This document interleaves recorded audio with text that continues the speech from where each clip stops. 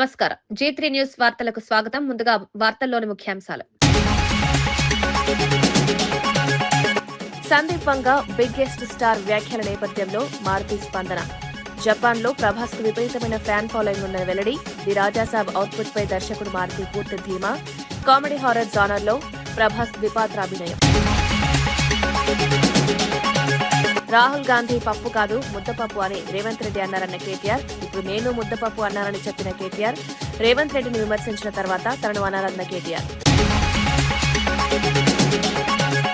జగన్ ఎన్ని ప్రయత్నాలు చేసినా అమరావతి ఆగదని స్పష్టం చేసిన మంత్రి నారాయణ. అవగాహన లేకుండా అమరావతిపై జగన్ అసత్య ఆరోపణలు చేస్తున్నారని విమర్శ. ఇలాగే మాట్లాడితే 11 సీట్లు కూడా సున్నా అవుతాయని హెచ్చరిక. 3 ఏళ్లలో ఐకానిక్ భవనాల నిర్మాణం పూర్తి చేస్తామని వెల్లడి. మేడారం జాతరకు ఆహ్వానం పలికేందుకు ఎర్రవెల్లికి చేరుకున్న మంత్రులు. బాగున్నారా అమ్మా అని పలకరించిన కేసీఆర్ మంత్రులకు అతిథి మర్యాదలతో పసుపు, కుంకుమ, చీర, తాంబూలాలతో కేసీఆర్ సత్కారం. అమరావతి 2వ దశ భూసేకరణపై వైఎస్ జగన్ తీవ్ర ఆగ్రహం. తొలి దశ భూములనే అభివృద్ది చేయలేదని విమర్శ. 50,000 ఎకరాలకి 1,00,000 కోట్లు ఎక్కడి నుంచి తెస్తారన్న ప్రశ్న. చంద్రబాబు ఆయన బినామీల కోసమే ఈ ప్లాన్ అని ఆరోపణ. తెలంగాణ నీటి హక్కుల విషయంలో బీజేపీకి ఎలాంటి పాత్ర లేదని భువనగిరి ఎంపీ చామల కిరణ్ కుమార్ రెడ్డి స్పష్టం చేశారు. తెలంగాణలో ఉన్న ప్రధాన ప్రాజెక్టులన్నీ కాంగ్రెస్ పాలనలోనే నిర్మితమయ్యాయని ఆయన గుర్తు చేశారు. గత 12 ఏళ్లుగా బీజేపీ కేవలం ప్రేక్షక పాత్రకే పరిమితమైందని విమర్శించారు. కృష్ణా, గోదావరి జలాల్లో తెలంగాణకు రావాల్సిన హక్కుల కోసం ప్రశ్నించిన ఏకైక పార్టీ కాంగ్రెస్ మాత్రమేనని పేర్కొన్నారు. కేంద్రంలో అధికారంలో ఉన్న బీజేపీ నీటి వివాదాల్లో తెలంగాణకు అనుకూలంగా ఒక్క నిర్ణయం కూడా తీసుకోలేదని ఆరోపించారు. బండి సంజయ్ చేస్తున్న వ్యాఖ్యలు వాస్తవాలకు విరుద్దమన్నారు. తెలంగాణ రైతుల ప్రయోజనాలే లక్ష్యంగా కాంగ్రెస్ పార్టీ నీటి పోరాటాన్ని కొనసాగిస్తుందని, అవసరమైతే మరింత బలంగా కేంద్రంపై ఒత్తిడి తెస్తామని చామల కిరణ్ కుమార్ రెడ్డి స్పష్టం చేశారు. తప్పు పడతలేదు. ఎందుకు పడతలేదు అంటే బండి సంజయ్ అన్న ఈ విభజన జరిగినప్పుడు గానీ అంతకుముందు గానీ కాంగ్రెస్ పార్టీ పాత్ర ఏందో ఆయనకు తెలియదు. ఎందుకంటే ఆయన కార్పొరేటర్ స్థాయిలో నుంచి పార్లమెంట్ స్థాయికి ఎదిగిరు. కాకపోతే ఆయన పార్లమెంట్కి వచ్చినాక జరిగినటువంటి పరిణామాలు మీద ఆయనకు మంచి అవగాహన ఉండొచ్చు. కాంగ్రెస్ పార్టీ నాగార్జున సాగర్ కట్టింది, శ్రీశైలం కట్టింది, తర్వాత ఏదైతే ఖడెము లేదా గోదావరి బేసిన్ మీద కట్టిన ప్రాజెక్టులు కానీ లేదా కృష్ణా జలాల మీద కట్టిన ప్రాజెక్టులు కానీ కాంగ్రెస్ పార్టీ చేసినటువంటి పోరాటాలు కానీ ఈ రాష్ట్రంలో ఈ రోజు రైతులు ఏదైతే నీళ్లు చుక్క నీరు ఒక్క టీఎంసీ వాడుకుంటున్నా అది కాంగ్రెస్ హయాంలో కట్టిన ప్రాజెక్టులతోటి అని బండి సంజయ్ గారికి తెలిసినట్టుగా లేదు. ఈరోజు మనం తెలంగాణ 2014లో వచ్చిన తర్వాత ఇది 2026. ఈ 12 ఏళ్లలో కేవలం బీజేపీ ప్రేక్షక పాత్రనే ఈ రాష్ట్రంలో. దోచుకున్న సమయంలో చూచిరు తప్ప అప్పుడు జరుగుతున్నటువంటి కుటుంబ పాలనను దోపిడీని ఆపిన ప్రయత్నాలు లేవు. కాంగ్రెస్ ఓటు కేవలం సిరాచుక్క మాత్రమే కాదని, బాబాసాహెబ్ అంబేద్కర్ రచించిన రాజ్యాంగం మనకిచ్చిన అత్యంత శక్తివంతమైన ఆయుధమని ముఖ్యమంత్రి రేవంత్ రెడ్డి అన్నారు. స్వాతంత్ర్యం వచ్చిన వెంటనే కాంగ్రెస్ పార్టీ రాజ్యాంగ పరిషత్ను ఏర్పాటు చేసి దేశ భవిష్యత్తుకు బలమైన పునాది వేసిందని గుర్తు చేశారు. ప్రజాస్వామ్యం, హక్కులు, స్వేచ్ఛలు అన్నీ రాజ్యాంగం ద్వారానే సాధ్యమయ్యాయన్నారు. కానీ నేడు పవిత్ర రాజ్యాంగాన్ని మార్చి ప్రజల హక్కులను కాలరాయాలని బీజేపీ కుట్రలు చేస్తోందని తీవ్ర ఆరోపణలు చేశారు. రాజ్యాంగంపై దాడి చేస్తే కాంగ్రెస్ పార్టీ చూస్తూ ఊరుకోదన్నారు. ప్రజాస్వామ్యాన్ని కాపాడేందుకు ప్రతి పౌరుడు తన ఓటు విలువను గుర్తించాలన్నారు.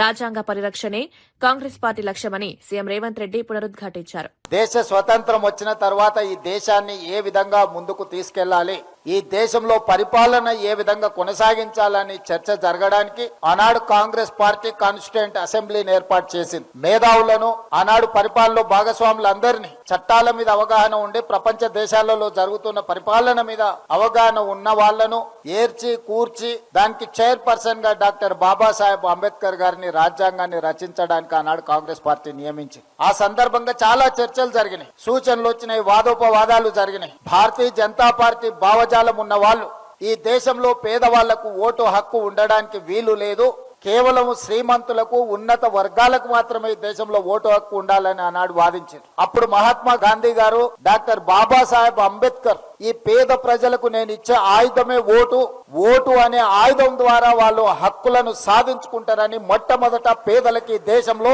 తమల్ని పరిపాలించడానికి అవసరమైన చట్టాలను శాసనాలను చేసే ప్రతినిధులను ప్రతి 5 సంవత్సరాలకు ఒక్కసారి ఎన్నుకునే అధికారము, ఆ అధికారమే ఓటు అనే ఆయుధాన్ని ఆనాడు పేదలకు భారతీయ జనతా పార్టీ పూర్వాశ్రమంలో ఉన్న జనసంఘ్ కావచ్చు, ఆ వాసనలో ఉన్న వాళ్ళ యొక్క ఆలోచనకు వ్యతిరేకంగా ఆనాడు కాంగ్రెస్ పార్టీ, మహాత్మా గాంధీ గారు, డాక్టర్ బాబాసాహెబ్ అంబేద్కర్ గారు పేదలకు ఓటు హక్కు ఇచ్చి ఈనాడు ఉన్న రాజ్యాంగాన్ని మనకిచ్చింది. ఆ రాజ్యాంగాన్ని 75 సంవత్సరాలు పూర్తి చేసుకుంటున్న సందర్భంలో 2024 పార్లమెంట్ ఎన్నికల సందర్భంగా నరేంద్ర మోడీ గారి నాయకత్వంలో ఈ పేద ప్రజలకు అనుకూలమైన పేద ప్రజలకు హక్కు కల్పించిన, పేద ప్రజలకు భద్రత కల్పించిన రాజ్యాంగాన్ని మార్చడానికి కుట్ర చేసి 400 సీట్లు మాకు ఇవ్వండి, మేము నూతన పరిపాలన తీసుకొస్తామని చెప్పి భారతీయ జనతా పార్టీ మేడారం మహాజాతర నేపథ్యంలో మాజీ ముఖ్యమంత్రి కేసీఆర్ ను జాతరకు ఆహ్వానించినట్లు మంత్రులు కొండా సురేఖ, సీతక్క తెలిపారు.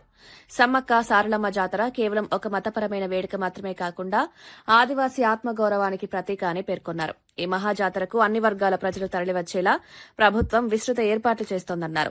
రాజకీయాలకు అతీతంగా అందరినీ జాతరకు ఆహ్వానించడమే తమ ఉద్దేశమన్నారు.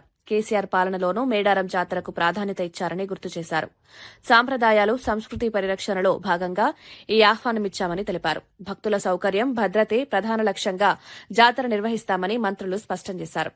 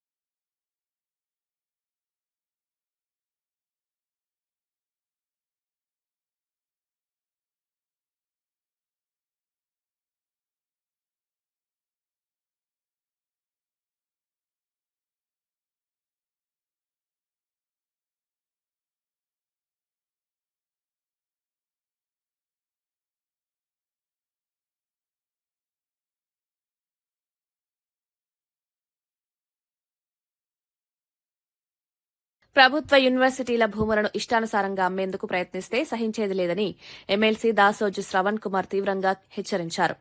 చేతగాకపోతే దిగిపోవాలని సీఎం రేవంత్ రెడ్డిని ఉద్దేశించి ఘాటుగా వ్యాఖ్యానించారు. యూనివర్సిటీలు భవిష్యత్ తరాల కోసం కేటాయించిన ఆస్తులని వాటిని అమ్మడం విద్యా వ్యవస్థను దెబ్బతీయడమే అన్నారు. ప్రభుత్వ నిర్ణయాలు పారదర్శకంగా ఉండాలని డిమాండ్ చేశారు. భూముల విక్రయాల పేరుతో కార్పొరేట్ ప్రయోజనాలకు ప్రభుత్వం తలవంచుతోందని ఆరోపించారు. విద్యారంగాన్ని పరిరక్షించాల్సిన బాధ్యత ప్రభుత్వంపై ఉందన్నారు. విద్యార్థులు, అధ్యాపకులు, ప్రజలు ఈ నిర్ణయాలపై అప్రమత్తంగా ఉండాలని పిలుపునిచ్చారు. అవసరమైతే ఈ అంశంపై ఉద్యమం చేపడతామని దాసోజు శ్రవణ్ స్పష్టం చేశారు. పార్లమెంట్ యాక్ట్ ద్వారా ఈ యొక్క యూనివర్సిటీని ఏర్పరిస్తే సరే, కారణాలు ఏమైనా 200 ఎకరాలు ఇచ్చిండ్రు. ఆ ఉన్న 200 ఎకరాలు 50 ఎకరాలు ఈ రియల్ ఎస్టేట్ మాఫియా కొట్టేయాలని చూస్తా ఉంది. ఇది ఎక్కడ న్యాయం అయితే చెప్పండి. యూనివర్సిటీస్కు ఎందుకు కావాలా ల్యాండ్? యూనివర్సిటీస్కి ల్యాండ్ ఎందుకు కావాలా?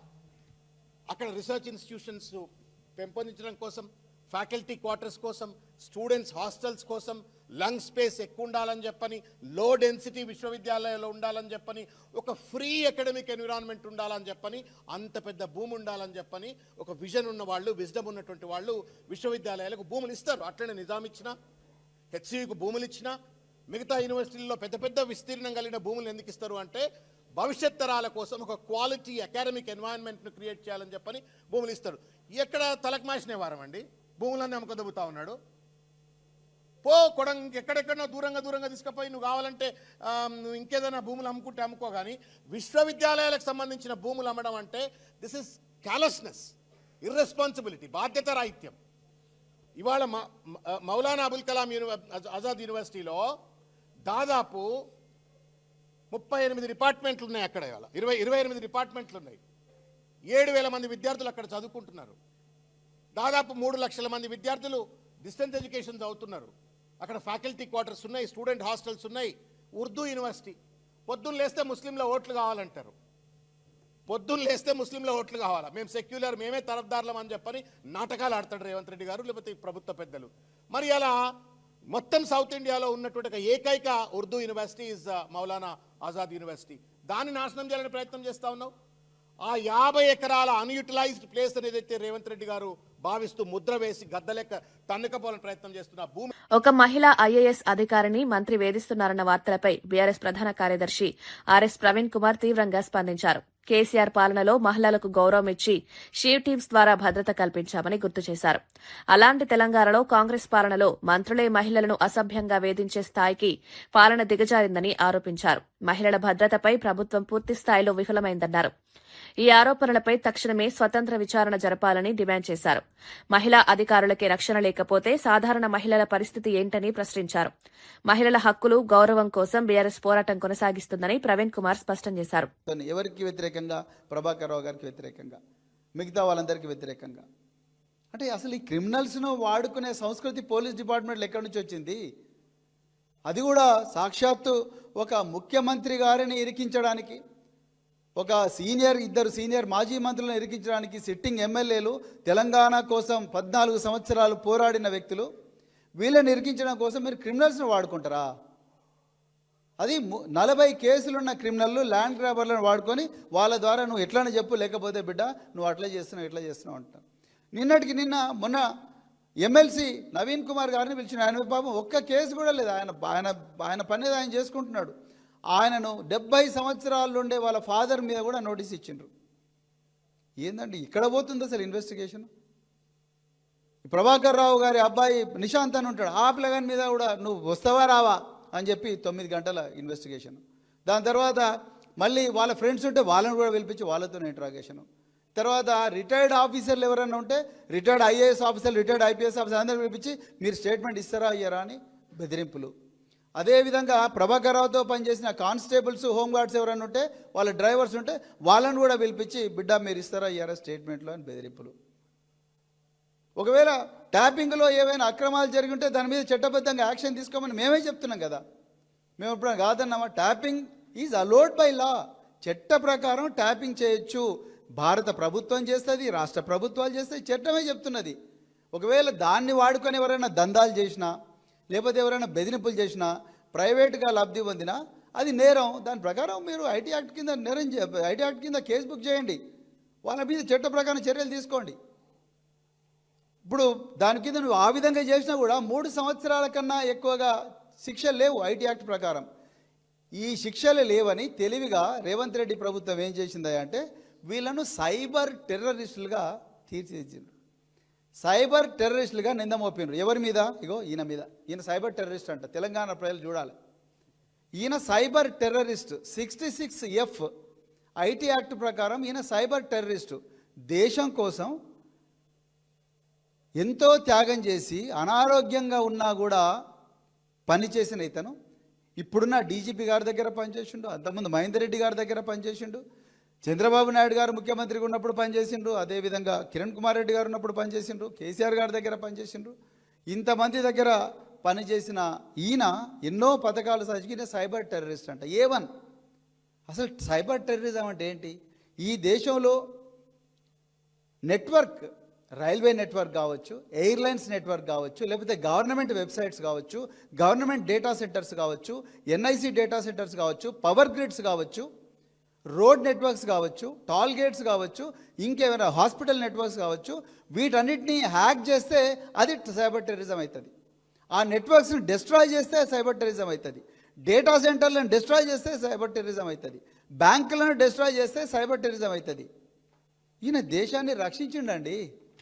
ఇతను దేశాన్ని రక్షించిండు. ఈయన చేసిన నేరం ఏందా అంటే ఇప్పుడు ఆయన నోటి ద్వారా కేసీఆర్ గారి పేరు రావట్లేదు, అందుకొరకు కేసీఆర్ గారి పేరు రావాలి, హరీష్ రావు గారి పేరు రావాలి, కేటీఆర్ గారి పేరు రావాలి, అర్జెంటుగా వాళ్ళని జైల్లో పెట్టాలి. అది రేవంత్ రెడ్డి గారు ప్రతీకార వంచతోని రగిలిపోతా ఉన్నారు. అందుకొరకే అప్పుల అంశంలో ఎన్నికల ముందు నుంచి ఇప్పటి వరకు చంద్రబాబు నాయుడు అబద్దాలు చెప్తున్నారని వైఎస్సార్సీపీ అధ్యక్షుడు వైఎస్ జగన్ తీవ్రంగా విమర్శించారు. తాము ప్రతి సంవత్సరం సంక్షేమ క్యాలెండర్ విడుదల చేస్తే చంద్రబాబు మాత్రం అప్పులు తెచ్చుకోవడానికి క్యాలెండర్ విడుదల చేస్తున్నారని ఎద్దేవా చేశారు. కూటమి ప్రభుత్వం అధికారంలోకి వచ్చిన తర్వాత ప్రజలకి బాదుడే బాదుడు పెరిగిందన్నారు. ఖజానాకు రావాల్సిన నిధులు ప్రజల సంక్షేమానికి ఉపయోగపడకుండా కూటమి నేతల జేబుల్లోకి వెళ్తున్నాయని ఆరోపించారు. గత వైఎస్సార్సీపీ పాలనలో సంక్షేమ పథకాలు నేరుగా ప్రజలకు అందాయని గుర్తు చేశారు. కానీ ప్రస్తుతం అప్పుల పేరుతో ప్రజలను భయపెడుతూ పాలన సాగిస్తున్నారని విమర్శించారు. ప్రజలు నిజాలను గుర్తించి తగిన సమయంలో సమాధానం చెప్తారని జగన్ స్పష్టం చేశారు. లేదు, పైగా వైఎస్ఆర్సీపీ ప్రభుత్వంలో అమలవుతా ఉన్న స్కీములన్నీ రద్దు, పైగా ఫీజు రీయింబర్స్మెంట్ దిక్కులేదు, విద్యా దీవెన వసతి దీవెన గాలికి ఎగిరిపోయింది, పైగా ఆరోగ్యశ్రీ గాలికి ఎగిరిపోయింది, రైతులకు దిక్కులేదు, చదువుకుంటున్న పిల్లలకు దిక్కులేదు, అక్క చెల్లెమ్మలకు దిక్కులేదు, ఉద్యోగులకు దిక్కులేదు. ఉద్యోగులకు కూడా దాదాపు 30,000 కోట్లు బకాయిలు, 4 డిఏలు పెండింగ్, పిఆర్సీ లేదు, ఐఆర్ లేదు, సరెండర్ లీవుల గురించి డిఆర్ దీని గురించి అసలు చెప్పాల్సిన పనుల. మరోవైపు ప్రజల మీద విపరీతంగా బాధుడే బాధుడు. 29/11/2024 9,412 కోట్లు బాధుడు. FPPCA true up order dated 29/11/2024. FPPCA true up order dated 25/10/2024 మరో 6,072 కోట్లు. FPPCA true up order dated 27/9/2025 మరో 1,863 కోట్లు. Provisional FPPCA charges during this financial year 0.04 paise per kilowatt hour estimated మరో 2,787 కోట్లు. ఈ 2 ఏళ్ల కాలంలోనే చంద్రబాబు నాయుడు గారు 20,135 కోట్ల రూపాయల ఎలక్ట్రిసిటీ ఛార్జెస్ బాధుడే బాధుడు. రిజిస్ట్రేషన్ ఛార్జీలు 50% పెంచినాడు. భూములు కొనాలంటే షాక్ కొట్టించే పరిస్థితి. గ్రామాల్లో ప్రజలు త్రాగునీటి పైన ఛార్జీలు వసూలు చేస్తా ఉన్నారు. లేటెస్ట్ గా వెహికల్స్ మీద రోడ్ సెస్ అంట. అక్కడేమో జీఎస్టీ తగ్గించింది కేంద్ర ప్రభుత్వం, ఇక్కడ చూస్తే అక్కడ తగ్గింది కాస్త ఈయన రీస్టోర్ చేస్తూ రోడ్ సెస్ అంటున్నాడు. కొత్తగా వెహికల్స్ కొన్నోడు రోడ్ సెస్ కట్టాలంట, అక్కడ తగ్గించింది ఇక్కడ వీళ్ళు పెంచేసినారు. అన్ని రకాల రోడ్లకు టోల్ గేట్లు పెట్టి వసూలు చేయడం ఒక వడ్డనైతే, మరో రూపంలో రోడ్ సెస్ పేరిట వాహనాల మీద వడ్డిస్తా ఉన్నారు. రాష్ట్రంలో జరుగుతూ ఉంది. మరోవైపు రాష్ట్రానికి రావాల్సిన ఆదాయాలు రావడంలా, రాష్ట్రానికి రావాల్సిన ఖజానాకు రావాల్సిన డబ్బులు ఖజానాకు రావడంలా ఇలా జోబిల్ లేకపోతా ఉంది. అందుకనే రాష్ట్ర ఆదాయాలు తగ్గుతూ ఉన్నాయి. ఇసుక స్కామే, మట్టి స్కామే, సిలికా స్కామే, క్వాడ్స్ స్కామే, లాటరైట్ స్కామే. రాష్ట్రంలో పెద్ద ఎత్తున గ్రామంలో కనిపించే విధంగా లిక్కర్ మాఫియా, అధిక ధరలకు పీపీఏలు చేసుకుంటూ స్కాములు, కమిషన్లు, ఎక్కడ చూసినా ప్యాకెట్ క్లబ్బులు, ఏ ఊళ్ళో చూసినా రేషన్ మాఫియా. ఈరోజు రాష్ట్రంలో చెప్తా ఉన్నాం, కింద నుంచి పై దాకా ఏ పని కావాలన్నా కూడా. అమరావతి ఆవకాయ ఫెస్టివల్లో ముఖ్యమంత్రి నారా చంద్రబాబు నాయుడు పాల్గొనడం రాజకీయంగా ప్రాధాన్యం సంతరించుకుంది. ఆంధ్రప్రదేశ్ సాంప్రదాయ వంటకాల్లో ఆవకాయకున్న ప్రత్యేకతను ప్రపంచానికి చాటడమే ఈ ఫెస్టివల్ ఉద్దేశమని నిర్వాహకులు తెలిపారు. స్థానిక రైతులు, స్వయం సహాయక బృందాలు తయారు చేసిన వివిధ రకాల ఆవకాయలు ప్రదర్శనలో ఉంచారు. సీఎం చంద్రబాబు రైతులు, మహిళా సంఘాల సభ్యులతో మమేకమై మాట్లాడారు. గ్రామీణ ఆర్థిక వ్యవస్థ బలోపేతానికి ఇలాంటి ఉత్సవాలు దోహదపడతాయని పేర్కొన్నారు. ఆహార సంస్కృతి ద్వారా పర్యాటకాన్ని అభివృద్ది చేయాలనే ప్రభుత్వ ఆలోచనలో భాగంగానే ఈ కార్యక్రమం నిర్వహిస్తున్నామన్నారు. అమరావతి ప్రాంతానికి ఇది మంచి గుర్తింపుగా మారుతుందని స్థానికులు అభిప్రాయపడ్డారు.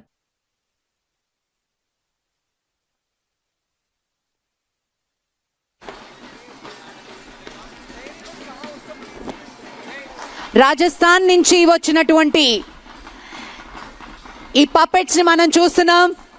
అందులో ఉన్నటువంటి కళాకారులకి మనం గట్టిగా చప్పట్లతోటి అభినందనలు తెలియజేయాలి. All the way from Rajasthan.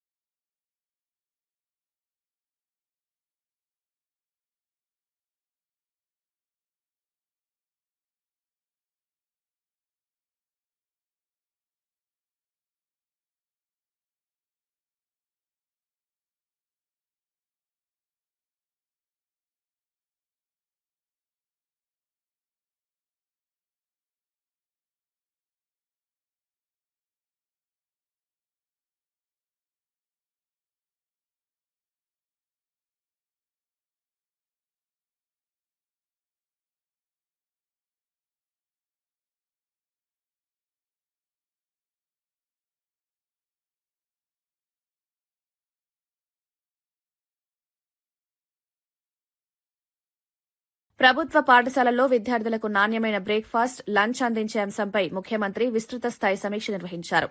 ఈ కార్యక్రమానికి అవసరమైన మౌలిక వసతులపై అధికారులు వివరాలు సమర్పించారు. ప్రతి 2 నియోజకవర్గాలకు ఒక సెంట్రలైజ్డ్ కిచెన్ ఏర్పాటు చేయాలని సీఎం సూచించారు. దీని ద్వారా ఆహార నాణ్యత, పరిశుభ్రత మరింత మెరుగుపడుతుందన్నారు.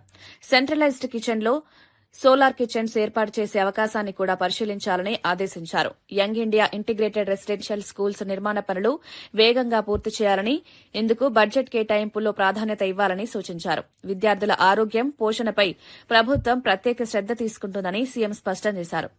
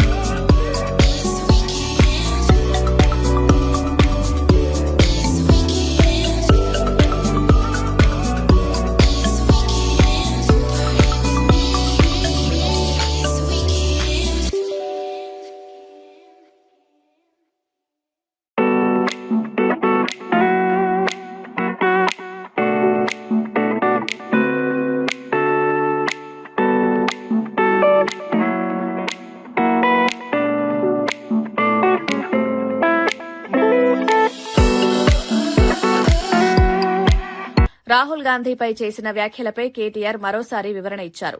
గతంలో రేవంత్ రెడ్డి స్వయంగా రాహుల్ గాంధీని ముద్దపప్పు అని అన్నారని గుర్తు చేశారు. తాను అదే పదాన్ని ఉపయోగిస్తే కాంగ్రెస్ నేతలు తనపై దాడి చేస్తున్నారని విమర్శించారు. ముందు రేవంత్ రెడ్డిపై ఎందుకు స్పందించలేదని ప్రశ్నించారు. రాజకీయాల్లో డబుల్ స్టాండర్డ్స్ పాటిస్తున్నారని ఆరోపించారు. తన వ్యాఖ్యలను వక్రీకరించి రాజకీయ లబ్ది పొందాలని కాంగ్రెస్ ప్రయత్నిస్తోందన్నారు. ప్రజలు ఈ వాస్తవాలను గమనిస్తున్నారన్నారు. అసలు సమస్యలపై చర్చకు రాకుండా వ్యక్తిగత వ్యాఖ్యలపై రాజకీయం చేయడం సరైంది కాదని కేటీఆర్ అభిప్రాయపడ్డారు. నిన్నగాక మొన్న నేను కోపం వచ్చి ఈ రేవంత్ రెడ్డి అసెంబ్లీలో బూతులు మాట్లాడితే నేను కూడా కోపం వచ్చి రాహుల్ గాంధీని ఒక మాట అన్నా. అంటే ఇక కాంగ్రెస్ వాడు ఒక్కొక్కరు, ఒక ఆయన 6 ఫీట్లు ఎగురుతుండు, ఇంకొక ఆయన 6 అడుగులు 6 గజాలు ఎగురుతుండు నా మీదికి. నేను అడుగుతున్నా కాంగ్రెస్ వాళ్ళను, అయ్యా నేనేమన్నా కొత్తగా రాహుల్ గాంధీని? మీ రేవంత్ రెడ్డి అన్నమాట నేనన్నా. రేవంత్ రెడ్డి ఏమన్నాడు రాహుల్ గాంధీని? ఇడు పప్పు కాదు ముద్దపప్పు అన్నాడు. నేనేమన్నా గదే అన్నా. ముద్దపప్పు నిజమే నేనన్నా. దానికి నా మీద ఒకడు 6 ఫీట్లు ఎగురుతుండు, ఒకడు 6 గజాలు ఎగురుతుండు. ఎగిరేదేదో మీరు రేవంత్ రెడ్డి మీద ఎగురురి, నా మీద ఎందుకు ఎగురుతున్నారు మీరు? మీ రేవంత్ రెడ్డి అన్నాడు సోనియా గాంధీని బలిదేవత అన్నాడు. 1000 మందిని బలి తీసుకున్న బలిదేవత, 1000 మంది తెలంగాణ పిల్లలను చంపింది ఈమె అన్నాడు. నేను అన్నానా? అది మీ రేవంత్ రెడ్డి అన్నాడు. గసొంటోని తీసుకొచ్చి ముఖ్యమంత్రి చేసిన ఏమనాలి మరి? ఏమనాలి నేను?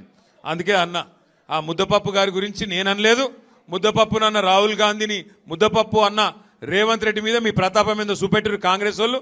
మీకు శాతగాక గసొంటోని తీసుకొచ్చి ముఖ్యమంత్రి చేసుకున్నారు మీరు. ముద్దపప్పు అన్నాడు మీ రాహుల్ గాంధీని, సోనియా గాంధీని బలిదేవత అన్నాడు, ప్రజలకు అడ్డమైన వాగ్దానాలు ఇచ్చిండు. స్టార్ అథ్లెట్ జ్యోతి ఎర్రాజీ కూటమి ప్రభుత్వం అందించిన ఆర్థిక సహాయానికి కృతజ్ఞతలు తెలిపారు. అంతర్జాతీయ స్థాయిలో పోటీ పడేందుకు ప్రభుత్వ మద్దతు ఎంతో అవసరమని ఆమె పేర్కొన్నారు.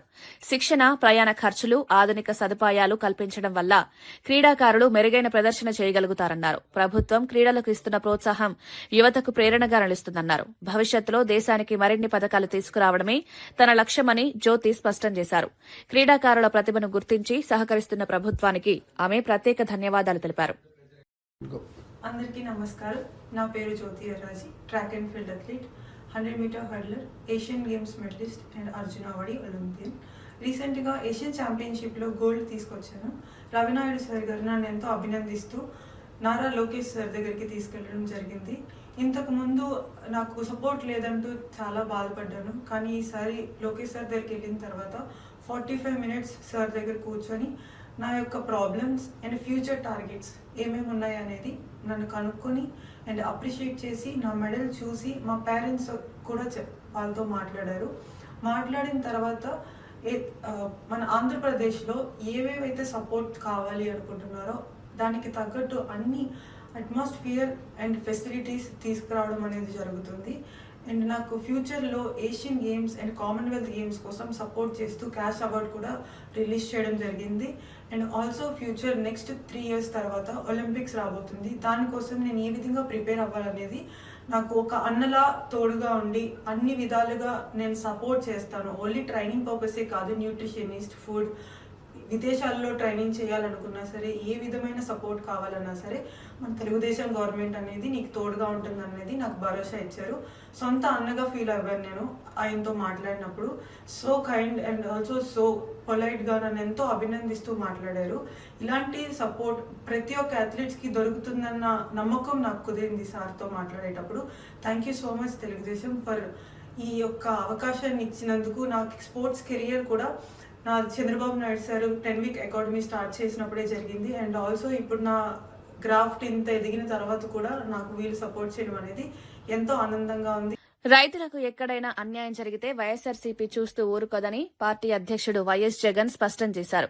క్షేత్రస్థాయిలో రైతుల సమస్యలపై పోరాటం చేస్తామని ఆయన భరోసా ఇచ్చారు. పంట నష్టాలు, ధరల సమస్యలు, పెట్టుబడి భారంతో రైతులు తీవ్ర ఇబ్బందులు ఎదుర్కొంటున్నారన్నారు. ఈ పరిస్థితుల్లో ప్రభుత్వం రైతుల పక్షాన నిలవాల్సిన అవసరం ఉందని సూచించారు. కానీ ప్రస్తుత ప్రభుత్వం రైతుల గోడును పట్టించుకోవడం లేదని విమర్శించారు.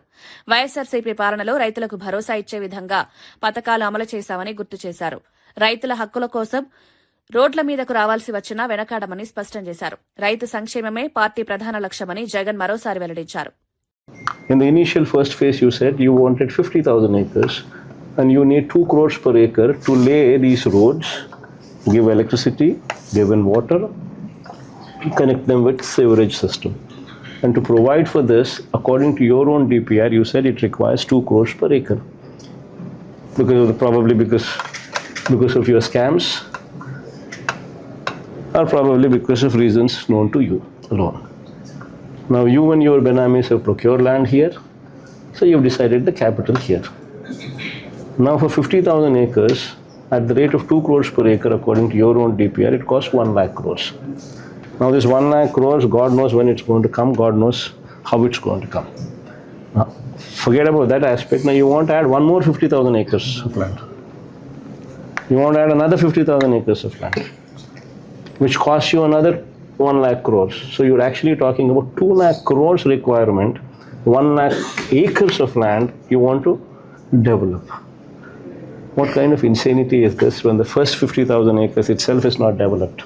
When the farmers are crying about it, that what have you done? Why did you take our land? We are left with nothing now. And there is no development also because of 1 lakh crores that is required to lay the roads, to lay the drainage, to lay the current, to lay the sewerage. So this is the situation there. You're talking about acquiring another 50,000 acres. So the రాజధాని అమరావతి నిర్మాణం ఎన్ని ప్రయత్నాలు చేసినా ఆగదని పురపాలక శాఖ మంత్రి నారాయణ స్పష్టం చేశారు. అమరావతిపై అవగాహన లేకుండా జగన్ వ్యాఖ్యలు చేస్తున్నారని ఆయన మండిపడ్డారు. రాజధాని అంశాన్ని ఆ రాజకీయ లబ్ది కోసం వాడుకోవడం సరికాదన్నారు. అమరావతి నిర్మాణం రాష్ట భవిష్యత్తుతో ముడిపడి ఉందని పేర్కొన్నారు. గతంలో అమరావతిపై ప్రజల్లో గందరగోళం సృష్టించే ప్రయత్నాలు జరిగాయని విమర్శించారు. ప్రస్తుతం ప్రభుత్వం స్పష్టమైన ప్రణాళికతో ముందుకు వెళ్తోందన్నారు. మౌలిక వసతులు, రహదారులు, ప్రభుత్వ భవనాల నిర్మాణం వేగంగా సాగుతుందన్నారు. అమరావతిపై చేసిన తప్పుడు ఆరోపణలను ప్రజలు నమ్మరని మంత్రి నారాయణ స్పష్టం చేశారు. రివర్ బేసిన్ పక్కన ఎలా కడతారు, నదీ గర్భంలో ఎక్కడ కడుతున్నామండి? చాలా క్లియర్గా ఇక్కడ అమరావతి క్యాపిటల్ సిటీ కట్టేటప్పుడు ఇరిగేషన్ వాళ్ళతో, ఇరిగేషన్ సెక్రటరీ, కన్సర్న్ డిపార్ట్మెంట్ వాళ్ళతోనూ మా వాళ్ళు కోఆర్డినేట్ చేసుకొని నది వెడల్పు ఎంత, నది కోర్స్ ఎంత, కోర్స్ ఎంత, దాని యొక్క బండ్ ఆల్రెడీ బండ్ ఉంది, బండ్ రోడ్డు, ఆ బండ్ రోడ్డు ఎంత, ఇవన్నీ చేసి ఈరోజు వరకు బండ్ రోడ్డు టేకప్ చేయలేదు. ఎందుకు టేకప్ చేయలేదు తెలుసా? మేము ఇరిగేషన్ వాళ్ళతో మాట్లాడుతున్నాం. బండ్ రోడ్డు ఒక్కటి మిగిలిపోయింది, టెండర్ పిలవాల్సింది. అది ఎందుకు పిలవలేదంటే వాళ్ళతో అనేక దఫాలు మాట్లాడుతున్నాం. నది లోపల ఏదైతే అసైన్మెంట్ ల్యాండ్స్ లాంటివి ఉన్నాయో వాటిని కూడా ల్యాండ్ పుల్లింగ్ అప్పుడు తీసుకున్నాం. ఆడ కడతామని అనుకుని ఉంటారు బహుశా, నాకు తెలిసి. అక్కడ కట్టరు. అక్కడ ఎటువంటి పరిస్థితుల్లో కూడా కట్టడానికి లేదు. బహుశా ల్యాండ్ తీసుకున్నాం కాబట్టి అందుకని ఈ మధ్య దాన్ని ఆపాం. ఆ రోజు అధికారులు దాని ల్యాండ్ పూలింగ్లు తీసుకుంటే వాళ్ళకి ఈ మధ్య యాక్చువల్గా అది ఏదైతే ల్యాండ్ పూలింగ్కి ఇస్తామని చెప్పామో అది ఇవ్వకుంటే వాళ్ళు ఈ మధ్య అంతా రిప్రజెంటేషన్ చేసి ముఖ్యమంత్రి గారికి మాకు చెప్తే ఒకసారి మాట చెప్పాం కాబట్టి వాళ్ళకి ఇచ్చేస్తామని యాక్చువల్గా ఇచ్చేయమని సీఎం గారు చెప్పారు. ఆడ కన్స్ట్రక్షన్స్ కట్టకూడదు, అది మాకు తెలుసు చాలా క్లియర్గా. నదీ గర్భంలో ఎక్కడ కట్టడంలా, నదీ గర్భంలో ఎక్కడ కట్టాలా, కానీ ప్రజలకి నదీ గర్భంలో కడుతున్నారు, కోర్టుకు వేయాలా? ఏందండి ఇది? ఒక నాయకుడిగా ఒక ముఖ్యమంత్రిగా పనిచేసిన వాళ్ళు అదే చెప్పేది, దాని మీద స్టడీ చేసి చేయాలి. కానీ ఎక్కడ కడుతున్నారు, ఏంది, దాని మాస్టర్ ప్లాన్ ఏంది, ఎలా ప్లాట్లు అలాట్ చేశారు, ఏ ఏరియాలో అలాట్ చేశారు అనేది డిస్కషన్ ఏమీ లేకుండా విడివి జ్ఞానంతో ఈ విధంగా మాట్లాడడం తప్పు.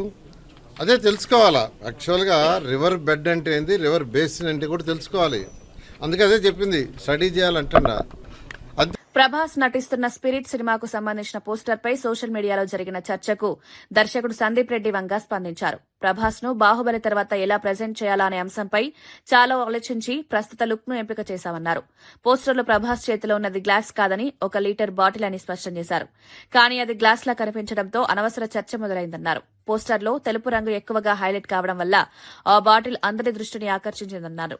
ఈ లుక్ కథకు అనుగుణంగా ఉంటుందని, సినిమాలో పాత్రను బలంగా చూపించేందుకు ఇలా డిజైన్ చేశామన్నారు. ప్రేక్షకులు కథను చూసిన తర్వాత స్పష్టత వస్తుందని వంగ అన్నారు. Ask about spirit. That's a 1 liter bottle. 1 liter bottle, looking like a glass itself. Yeah. इनके हाथ में वो glass लग रहा है. It's a bottle. Yeah. It's all. I think it's a 1 liter bottle. Nice, good size. Crazy, yeah. You know, I also, sorry to cut you off, I also saw a lot of memes where people spoke about how you act with your hands. Okay. And I've seen that happening in Raja Saab, and I feel like exactly in Spirit, people literally picked up. Spirit. No, like, Finish yeah. that, then okay, okay. No, I was saying don't cut exactly in. Okay, so a lot of people talk about how you sort of act with your hands, and I feel like in Spirit it was also captured because people can't stop talking about how, you know, that big bottle was held literally like a glass, and everybody is confused as to what was that. Yeah, लोगों को लग रहा था लोगों को railing लग के रहा ऊपर और एक ग्लास है. हाँ. लोगों को लग रहा है husband and wife are drinking. Yeah. I also feel, you know, that the chemistry in a poster or the overall vibe of a poster has really landed well with the pulse of the audience when they start recreating that and making memes with all the other combos they can think of, which is all And over videos, the internet. like AI videos. That being one, and the second one where they micro-analyze like every little bit. One person was like, there's another glass also on the table. Yeah, Is he holding so- one glass? Is yeah. there one other glass there? Yeah. Then they've analyzed like the scars on Yeah. the body and So you know you were everything. asking, what is the story? What is the story? Yeah. His wife is lighting the Hey, why we are cigarette. talking about No, it's okay. We want to know that. No, we're curious. They were like very curious. They were eating my head. He's Let them ask. shirtless. मैं घर पे था ना shirtless हो अच्छा रहा अच्छा. और ऊपर से wounded भी है. Yeah. So that's why she was also lighting the cigarette. Yeah. I thought that was quite cool. But why is she lighting? That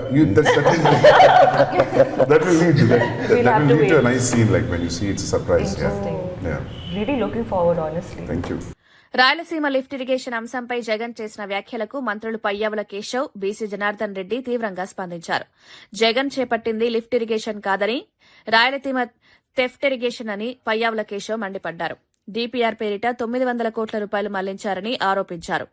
ఒకసారి లిఫ్ట్ స్కీమ్ అని, మరోసారి చెన్నైకి తాగునీరిచ్చే స్కీమ్ అని జగన్ విభిన్న ప్రకటనలు చేశారని విమర్శించారు. గత ప్రభుత్వంలో 102 రాయలసీమ ప్రాజెక్టులను నిలిపివేస్తూ ఉత్తర్వులు జారీ చేయలేదా అని ప్రశ్నించారు. సీమలో ఒక్క ప్రాజెక్టు కూడా ముందుకు సాగకుండా చేసిన జగన్ ఇప్పుడు కపట ప్రేమ చూపిస్తున్నారని ఆగ్రహం వ్యక్తం చేస్తున్నారు. కొడతాం అది నువ్వు చేసుకుంటున్నానని చెప్పి నువ్వు నీ ప్రభుత్వంలో అధికారికంగా ఎన్జీటీకి none other than the chief సెక్రటరీతో సంతకం పెట్టించావు. We are doing only preparatory work for DPR investigation but not the main work. ఈ రాయలసీమ ప్రాజెక్ట్ చేశామని చెప్పి ఎంత డైవర్ట్ చేశారు దీంట్లో నుంచి? 900 కోట్లు పేరు పెట్టి పిఎఫ్సి దగ్గర నుంచి డబ్బులు తీసుకొచ్చారు. డబ్బులు రావాల్సింది ఎక్కడికి? ఆంధ్రప్రదేశ్ ప్రభుత్వానికి. కానీ ఆ డబ్బులు ఆంధ్రప్రదేశ్ ప్రభుత్వానికి రాలేదు. అందుకనే నేను చెప్పాను అది రాయలసీమ థెఫ్ట్ ఇరిగేషన్ స్కీమ్ అయింది, లిఫ్ట్ ఇరిగేషన్ స్కీమ్ కాదు. పోనీ నువ్వు ఏం చేసినా చిత్తశుద్ధితో ఆ ప్రాజెక్ట్ కంప్లీట్ చేసా ఏదో రూపంలో చేస్తావా చేయవా నీకు ఒక ఆలోచన ఉంది, మాకు ఒక ఆలోచన ఉంది. పోనీ దాన్నైనా చేసావా? అదే 1200 కోట్లు పెట్టి చంద్రబాబు నాయుడు గారు 1 సంవత్సరంలో ప్రాజెక్ట్ కంప్లీట్ చేశాడు. నువ్వు వెళ్ళి ఈరోజు ప్రెస్ మీట్లో ఏమంటున్నావు? రాయలసీమ లిఫ్ట్ ఇరిగేషన్ మీద చంద్రబాబు నాయుడు గారు కేసులు వేశారని. కేసులు వేసింది ఎవరు? తెలంగాణ ప్రభుత్వం, నీ మిత్రుడు. అటు కేసీఆర్ గారు, హరీష్ రావు గారు నీ మీద 2020లో వేశారు. నిన్న మొన్న ప్రెస్ మీట్ పెట్టి ఆయన డాక్యుమెంట్లతో సహా చూపించాడు, మేము స్టే తీసుకొచ్చాం దాని రాయలసీమ లిఫ్ట్ ఇరిగేషన్ మీద అని. ఇప్పుడు చెప్పండి, చీకటి ఒప్పందాలు ఎవరికి ఉన్నాయి? ఈ రాష్ట్ర ప్రయోజనాల్ని తాకట్టు పెట్టింది ఎవరు? రాష్ట్రం కోసం అనుక్షణం తపన పడేటువంటి చంద్రబాబు నాయుడు గారు ఒకవైపు, ఆ ప్రాజెక్టుల పేరుతో ప్రజల్ని మోసం చేసింది నువ్వు మరోవైపు. ప్రజల జీవితాలతో ఆడుకొని ఈరోజు మళ్ళీ ఏదో కబుర్లు చెప్తున్నాం, వచ్చేది మేమే అని. ఎక్కడికి వస్తావు? పంపించారు నీకు. వైనాట్ 175 నుంచి ఎక్కడికి తీసుకొచ్చారు? 11కి తీసుకొచ్చారు. ఇదే విధంగా ఇప్పటికైనా ఆఖరికి అసెంబ్లీకి రాకుండా పారిపోయారు. అసెంబ్లీలో మీకు బాధ్యత లేదా? మళ్ళీ వచ్చి మాట్లాడంటే రాయలసీమ మీద అసెంబ్లీలో చర్చ మొదలు పెడదాం. పంపించు మీ ఎమ్మెల్యేలను, నువ్వు రా. మా నాయకుడు రెడీగా ఉన్నాడు. రాయలసీమ మీద ఎవరు కరెక్ట్గా ఉన్నారో ఎవరు తప్పు ఉన్నారో చెప్తాం. అసెంబ్లీ సాక్షిగా తెలుసుకుందాం. ఏదో బయట ఉండి ప్రెస్ మీట్లు కాదు, అసెంబ్లీ సాక్షిగానే తెలుసుదాం. ప్రజలందరూ చూస్తారు. నువ్వు అడిగిన ప్రతి దానికి మా నాయకుడు చెప్పడానికి రెడీ ఉన్నారని కూడా తెలియజేస్తా ఉన్నాం. ఏపీ లాజిస్టిక్ ఇన్ఫ్రాస్ట్రక్చర్ కార్పొరేషన్ ఏర్పాటుకు మంత్రివర్గం ఆమోదం తెలిపింది. సీఎం చంద్రబాబు నాయుడు నేతృత్వంలో జరిగిన సమావేశంలో 35కు పైగా అజెండా అంశాలకు గ్రీన్ సిగ్నల్ ఇచ్చారు. వచ్చే 5 ఏళ్లలో 7,500 మందికి ఉపాధి కల్పించాలనే లక్ష్యంతో క్లస్టర్ డెవలప్మెంట్ ప్రోగ్రాం అమలు చేయాలని నిర్ణయించారు. వివిధ పరిశ్రమల ఏర్పాటుకు భూ కేటాయింపులకు ఆమోదం తెలిపారు. పాఠశాల కిట్ల పంపిణీ కోసం 944 కోట్లకు పరిపాలనా అనుమతులు మంజూరు చేశారు. డాక్టర్ సుధాకర్ కుటుంబానికి ₹1 కోటి ఆర్థిక సాయం, ఆయన కుమారుడికి డిప్యూటీ తహసీల్దార్ ఉద్యోగం ఇవ్వాలని నిర్ణయించారు. ఈ నిర్ణయాలు రాష్ట్ర అభివృద్ధికి దోహదపడతాయని ప్రభుత్వం తెలిపింది. 3,538 కోట్ల పెట్టుబడితో 1980 మందికి ఉపాధి లభించే ఒక సోలార్ మాడ్యూల్ మ్యానుఫ్యాక్చరింగ్ యూనిట్ ని ఏర్పాటు చేయబోతా ఉంది. దీని కెపాసిటీ 4 గిగావాట్స్. వీరికి 120 ఎకరాలు 60 లక్షల చొప్పున కేటాయించడం జరుగుతుంది. 48.5% ఇన్వెస్ట్మెంట్ సబ్సిడీ ఇవ్వడం జరుగుతుంది. 10 ఏళ్ల పాటు పవర్ టారిఫ్, 10 ఏళ్ల పాటు వాటర్ ఛార్జెస్ పై 75% సబ్సిడీ ఇవ్వడం జరుగుతుందని చెప్పేసి మనం చేస్తాము. అదేవిధంగా బాపట్ల జిల్లాలో మీ అందరికీ తెలిసిందే, అందరూ కూడా తెలంగాణ నుంచి కానివ్వండి, ఆంధ్రప్రదేశ్ నుంచి కానివ్వండి, హాలిడేస్ వచ్చిన యువకులు ఎక్కువగా గోవా బీచ్ రిసార్ట్స్కి వెళ్ళాలని చెప్పేసి చాలా మంది వెళ్తాం విషయం మనకు తెలిసిందే. రాబోయే రోజుల్లో గోవాను తలదన్నే విధంగా మన సూర్యలంక బీచ్ తయారు కాబోతుందని చెప్పేసి మనం చేస్తాం. అక్కడ పెట్టడానికి 2 5 స్టార్ హోటల్స్, ఒక 3 స్టార్ హోటల్. సాయివెన్ హాస్పిటాలిటీ గ్రూప్ వారికి 6.5 ఎకర్స్. అదేవిధంగా అర్నా కోస్టల్ రిసార్ట్స్ వాళ్ళకి 8.08 ఎకరాలు. వీళ్ళిద్దరూ కూడా 5 స్టార్ హోటల్స్ నిర్మాణం చేయడానికి ప్రపోజల్ పెట్టారు. వీళ్ళు 2 years లో ఈ ప్రాజెక్ట్ ని కంప్లీట్ చేయాలి.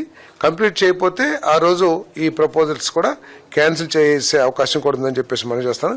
వీరికి 66 సంవత్సరాలు ఒరిజినల్ గా లీజు, తర్వాత extendable by another 33 years.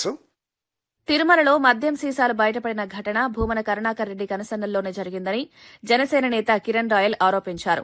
Tirumala లాంటి పవిత్ర ప్రాంతంలో ఇలాంటి ఘటనలు జరగడం భక్తుల మనోభావాలను దెబ్బతీస్తుందన్నారు. ఈ వ్యవహారంపై సమగ్ర విచారణ జరపాలని డిమాండ్ చేశారు. గత వైసీపీ పాలనలో తిరుమలలో జరిగిన అక్రమాలపై అప్పట్లో ఎందుకు చర్యలు తీసుకోలేదని ప్రశ్నించారు. దేవస్థానాల పవిత్రతను కాపాడాల్సిన బాధ్యత ప్రభుత్వాలపై ఉందని స్పష్టం చేశారు. ఈ ఘటనపై బాధ్యులపై కఠిన చర్యలు తీసుకోవాలని కోరారు. తిరుమల విషయంలో రాజకీయాలు చేయకుండా భక్తుల విశ్వాసాన్ని కాపాడాలని జనసేన నేత సూచించారు.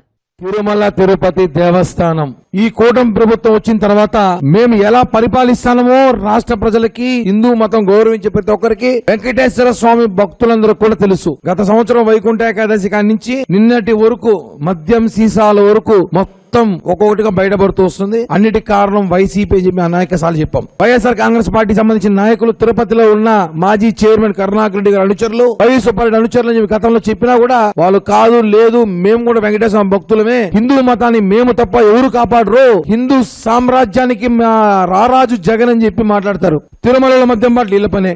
ఒకళ్ళు ప్రెస్ క్లబ్ కింద తాగి ఊగుతాడు, కక్కుతాడు, వాడు మీ మనుషులుడే. కొండపైన మటన్ చికెన్ తినే వాళ్ళకి మీరే సప్లై చేస్తారు, అది మీ మనుషులే. మేము తప్పు చెయ్యం, తప్పు చేయనీయం. వార్తలు ముగించే ముందు ముఖ్యాంశాలు మరోసారి. సందీప్ వంగ బిగ్గెస్ట్ స్టార్ వ్యాఖ్యల నేపథ్యంలో మారుతి స్పందన. జపాన్లో ప్రభాస్కు విపరీతమైన ఫ్యాన్ ఫాలోయింగ్ ఉన్న వెల్లడి. ది రాజాసాబ్ అవుట్పుట్ పై దర్శకుడు మారుతి పూర్తి ధీమా. కామెడీ హారర్ జానర్లో ప్రభాస్ ద్విపాత్రాభినయం. రాహుల్ గాంధీ పప్పు కాదు ముద్దపప్పు అని రేవంత్ రెడ్డి అన్నారన్న కేటీఆర్. ఇప్పుడు నేను ముద్దపప్పు అన్నానని చెప్పిన కేటీఆర్ రేవంత్ రెడ్డిని విమర్శించిన తర్వాత తనను అనాలన్న కేటీఆర్. జగన్ ఎన్ని ప్రయత్నాలు చేసినా అమరావతి ఆగదని స్పష్టం చేసిన మంత్రి నారాయణ. అవగాహన లేకుండా అమరావతిపై జగన్ అసత్య ఆరోపణలు చేస్తున్నారని విమర్శ. ఇలాగే మాట్లాడితే 11 సీట్లు కూడా సున్నా అవుతాయని హెచ్చరిక. 3 ఏళ్లలో ఐకానిక్ భవనాల నిర్మాణం పూర్తి చేస్తామని వెల్లడి. మేడారం జాతరకు ఆహ్వానం పలికేందుకు ఎర్రవెల్లికి చేరుకున్న మంత్రులు. బాగున్నారా అమ్మా అని పలకరించిన కేసీఆర్ మంత్రులకు అతిథి మర్యాదలతో పసుపు, కుంకుమ, చీర, తాంబూలాలతో కేసీఆర్ సత్కారం. అమరావతి 2వ దశ భూసేకరణపై వైఎస్ జగన్ తీవ్ర ఆగ్రహం. తొలి దశ భూములనే అభివృద్ధి చేయలేదని విమర్శ. 50,000 ఎకరాలకి 1,00,000 కోట్లు ఎక్కడి నుంచి తెస్తారన్న ప్రశ్న. చంద్రబాబు ఆయన బినామీల కోసమే ఈ ప్లాన్ అని ఆరోపణ. ఇవి ఈనాటి వార్తా విశేషాలు. మరో బులెటిన్లో మళ్ళీ కలుద్దాం. నమస్కారం.